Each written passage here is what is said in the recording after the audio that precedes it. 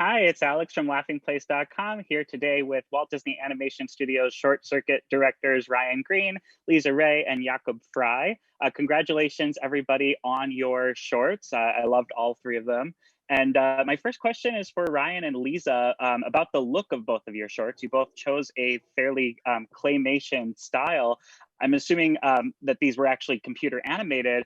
So I was wondering, what was the biggest challenge of bringing that look, that handmade look, to something that's done in a computer? Sure. Well, for me, I'm the environment modeler and the director of the short, so I really wanted to create kind of like chunky bolts and have this very oversized feel when it came to environment in relation to the characters.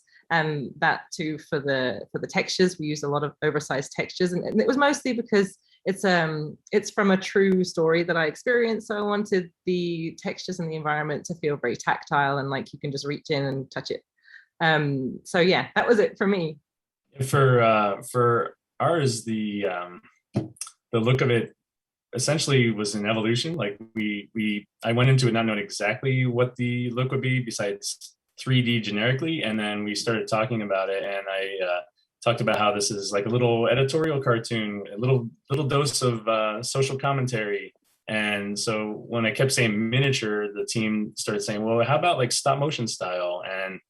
And so we started looking at like little tiny sets and little characters, and they're lit differently. And and then if you have a close up on something that has super oversized textures, it's a little different experience. So we really had to try and work with that with the technology that we had and make it look correct. So that was a bit of a challenge that was kind of fun.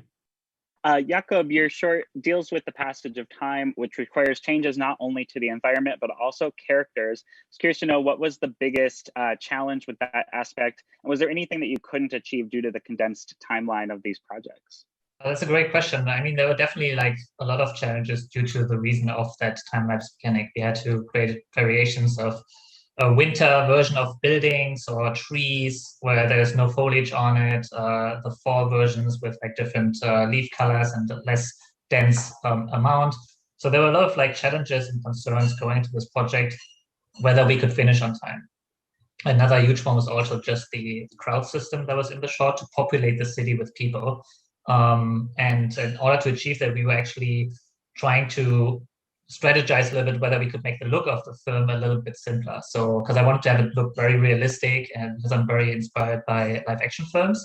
And there we just gathered a small team to really strategize and find this a little bit more painterly look with simpler textures that allowed us really to just sprinkle that same texture on every building, change the color, and make it look like an entire city.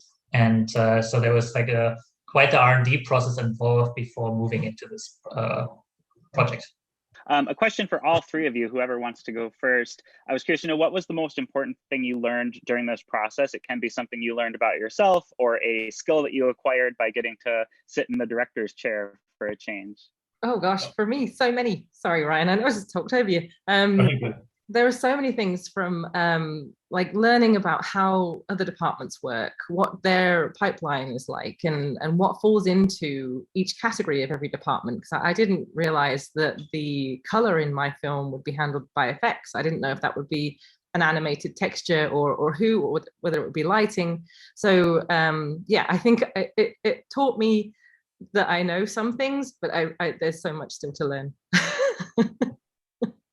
Well, just starting the process, I was freaking out a little bit because I'm a story artist and I do the drafts of what is to come later, but I never experienced it actually being produced. And so I found that, as you go step by step through the pipeline, there's experts around everywhere, and they all have great opinions and great options for you to discuss. And I just found through this that the director's job isn't so much about dictating everything, but it's about just trying to guide the conversation and keep the theme in mind and the consistency of the look as you go down.